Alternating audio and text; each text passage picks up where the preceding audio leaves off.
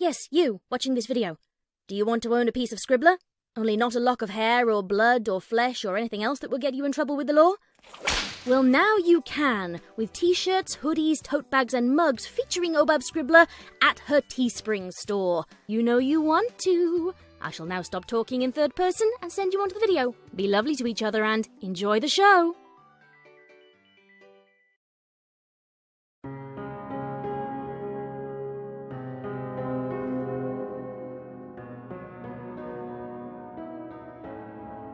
Hello there, little one. My name is Princess... No, not anymore, I suppose. It's been a very long time since that was true. Hi, my name's Twilight Sparkle. Once, a very long time ago, I was just your average unicorn living in Canterlot. Oh, Canterlot is... Gosh, where do we even begin? Canterlot was a city. The capital city of my nation, Equestria. That doesn't mean much to you, though, does it? Point is, Canterlot was a very large, very beautiful city, way back when. I lived there as the personal student of Princess Celestia. But that's not the story I want to tell you. The important thing to know is that, thanks to the help of some wonderful friends, I became the Princess of Friendship. Together, Celestia, Luna, and I ruled over Equestria, and my friends and I kept the country safe from many dangerous threats. That's not really the story I want to tell you either. I want to tell you about how it all ended. It started on a day just like any other, when the moon fell from the sky. At first, it just seemed to grow a little larger. No pony except the astronomers and scientists noticed at first.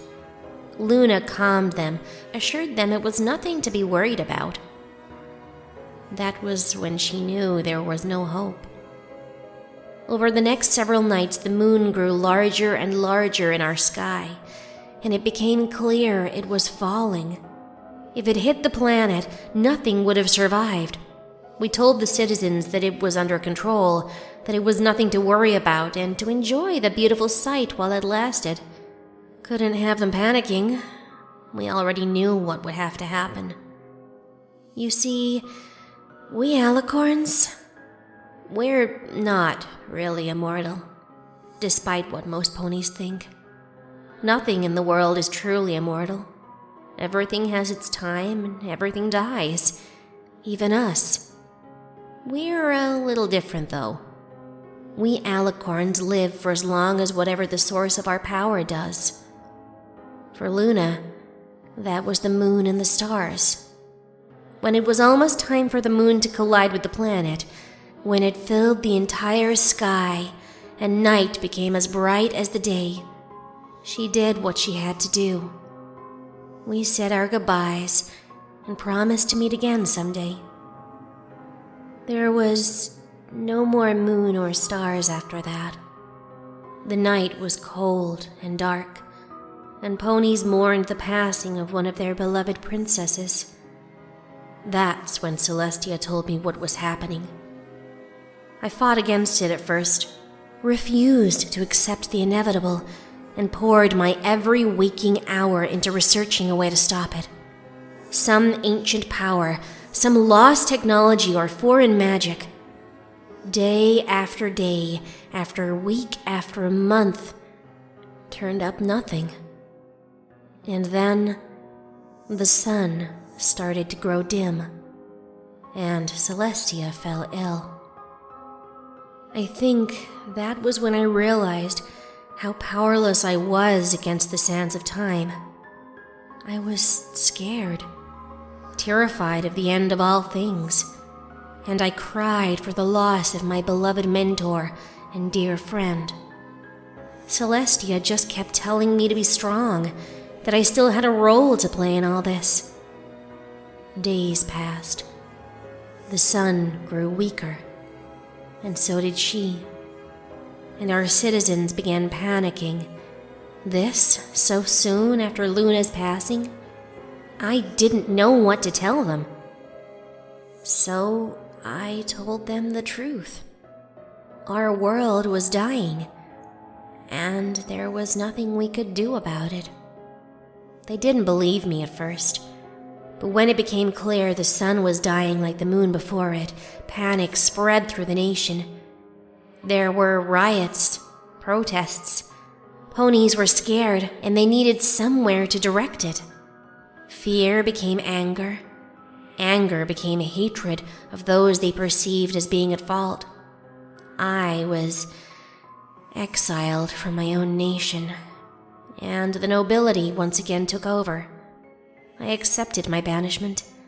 I took Celestia with me and retreated to the Empire in the north with my friends, who stood with me to the very end.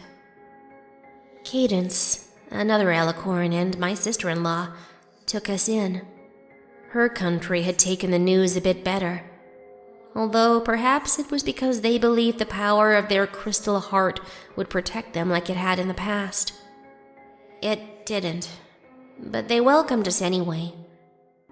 Eventually, Celestia passed, and the sun disappeared from the sky, and our world's fate was sealed. In the ensuing chaos, Discord grew more powerful, and in his endless arrogance thought he could save us. He thought he could make us a new sun, a new moon. He snapped his claw. We never saw him again. Maybe he succeeded. Maybe another sun is burning brightly somewhere out there thanks to him. But it was already too late for us. Then the cold began. At first, it was bearable. The crystal ponies are nothing if not resilient to the cold. But this was something else entirely. Endless darkness blanketed the land, and soon they realized the crystal heart wasn't going to save them this time. I watched from the palace as the ponies, running low on food and desperate to stay alive, turned on each other. Small groups formed, fighting for dominance and control over the meager amount of remaining food. We were unable to stop it. They didn't want to listen to us anymore. We had led them down this path, they thought. In a way, they were right. But they were so very wrong. In the dark, crops didn't grow. The temperature continued to plummet. Ponies turned on each other. And all that I had left were my closest friends and my family. Then Cadence collapsed. Princess Miamore Cadenza, the princess of love. But that dying world choked the love out of us. When it was a fight for the last scrap of food, there was no room for love anymore. It wasn't long before she passed away, and the last of the world's love passed with her. Ponies became colder, more heartless than ever before in their final days. But we were nothing if not resilient, and for a while we survived even that. But it wouldn't last. The world was dying, and nothing could stop it. When there was no food to be had, when the cold had grown such that there was no escaping it, the first of my friends died. She smiled at me as she lay there, frozen to the core and sickly thin, and promised that she'd find me in the next world, no matter what came next. She was only the first. One by one, my friends fell around me. It wasn't just my friends either. All the ponies, everywhere. No, not just ponies. Everything died. And then I was alone. In a world devoid of light or life, I was the only one left. I screamed to the heavens. I raged and cried and blamed whatever I could think of. But I didn't die. For a long time I wondered why I was still alive. There was nothing left in this world, no friendship to keep me there. To be honest, I still don't know why I'm the one that's left. Perhaps friendship, like war, leaves scars on those it touches, etchings on my very soul for the friends that I've had, and those remnants are enough to keep me alive. My magic is all but gone now, but still I stand. In the years that followed the end of everything, I wandered the darkness, searching for anything out there. I wondered what my role in this was, why I had been spared. I looked for a purpose. There must have been a reason. Then, one day, I realized. I looked to the sky above and saw a small ball of light there. So small, I'd not have seen it were it not for the endless void around it. Over the next few days, that ball grew bigger and brighter, and before I knew it, there was a small sun in the sky again. And that's when I knew what Celestia had meant all those years ago.